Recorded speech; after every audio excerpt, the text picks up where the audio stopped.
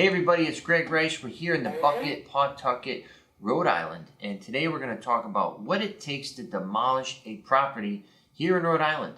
Now, each state has its own way, its own rules of doing that, but we're going to keep it nice and simple. We're going to talk Rhode Island, and we're going to get simpler than that. We're going to talk about a detached garage.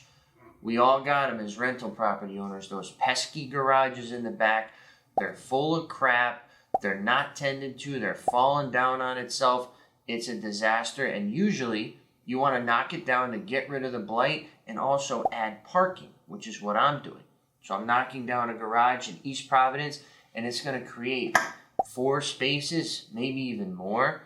Okay, so it's a win-win for me as a property owner, the property itself, and the city. So everybody's happy about this. However, you can't just go there and knock the thing down. It's not as simple as that. There's a laundry list of steps that I'm going to go over right now. So get your pen, get your popcorn.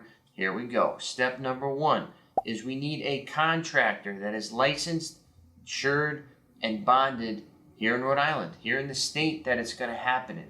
And you need somebody, more specifically, that does this for a living. Okay, there are plenty of companies that do demo. Plenty of them. You don't want to hire your buddy Jim the painter who says he got an excavator on Saturday, he can knock your garage down. Not a good idea. Okay, you want to get somebody that's versed in this. It's only going to save you more time, money, and stress. Okay, that's the goal. Okay, so that's step number 1. Number 2, electricity. A lot of these garages, believe it or not, have electrical wires running under the ground or even sometimes overhead into them for overhead lights, garage doors, outlets, you name it. So you need an electrician now, okay, not the demo guy.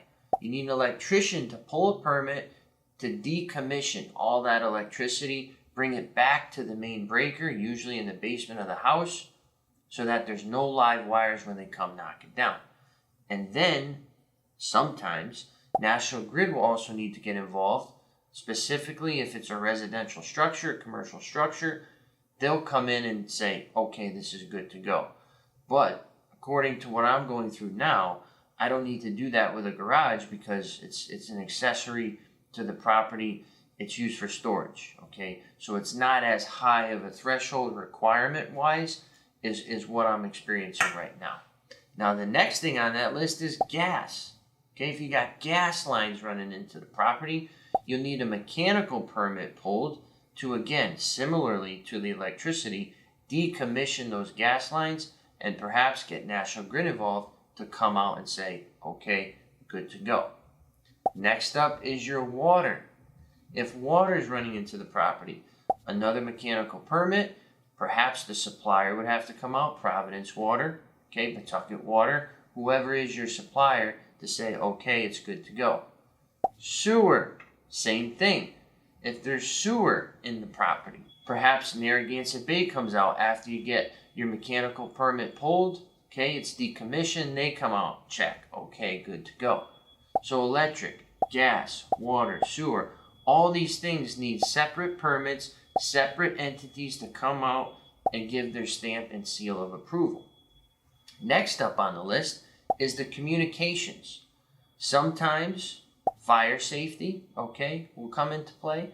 Telephone, cable, not so much common with the garage because it's disconnected from the main structure. You know, it's an accessory in the back. But if this was an actual dwelling, then all those things would exist, specifically the fire system. So you want to make sure that that is turned off, decommissioned, stamp of approval, permit is pulled, etc. All right? There's a lot of stuff going on behind the scenes of these properties that you may not think of. You'll also need a hazardous material assessment done. So with this property here, asbestos, okay, could be an issue because it was built X amount of years ago. So I have to have an asbestos company come out there, assess the property, and say on a letterhead that this property does not pose a threat, does not pose a risk, it has no asbestos. But if it does have asbestos, then you need to have a company remove that asbestos so that when you demolish it, those particles aren't flying into the open air, harming the community. It's still going. The next is documentation of rodent eradication. So you'll need a pest control company to come in there, say, no mice, no roaches, no bed bugs, no rats, no wasps, whatever. Same thing as the asbestos guy or gal. This property will not pose a risk. It has no pest or rodent issues of note, and maybe just to be above board, you put some rat traps on the outside, just in case, to be overly conservative, over the top cautionary.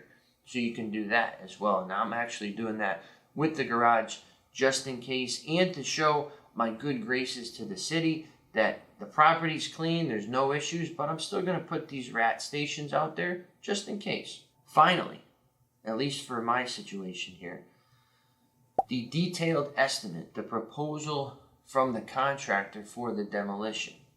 Okay, the city or town that you're working with will want to review that to ensure, that it's done properly and that there's no funny business going on as far as what you're paying. Because maybe if you get too low of a quote, the city or town can say, listen, Joey, I don't know about this. I've never seen anybody knock down a structure for $300. Maybe you should consider another vendor. They could help you. If this is your first time, you don't know what's going on. You don't know the market, the pricing, etc. So $3,000 might be a better number where you feel like, all right, that's what this job is worth. So you don't want to necessarily just buy the cheapest bargain because it's the lowest number. You could end up with more problems, especially with asbestos, electricity, water, sewer, gas. All these things can pose a big problem, to the property, to the neighbors. So you want to make sure, again, back to point number one, who's doing it is the right person for the job. So again, in a nutshell, that's what you got going on. A lot of moving parts, but just wanted to throw this out there because demolition happens. A lot of these properties that you and I both own are 100+ years old.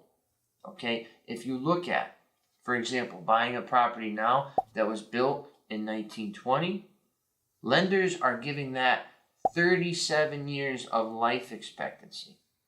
They see a property built in 1920 and they say, that thing's going to last until 2050. So you may not see it because you're focused today, you're focused on the rents tomorrow, but these properties have life expectancies of about 130 years, give or take. So if you're approaching that 150-year mark, your property might have to come down one day if it gets too bad and too dilapidated. So it's good just to know about this, just so you have a little bit of background and a little bit of experience, if you will, about it. Once again, Greg Rice here. If you have any feedback, any comments, throw them in the field below. I'll get right back to you. Once again, here at Nexus's headquarters in the bucket, your property managed.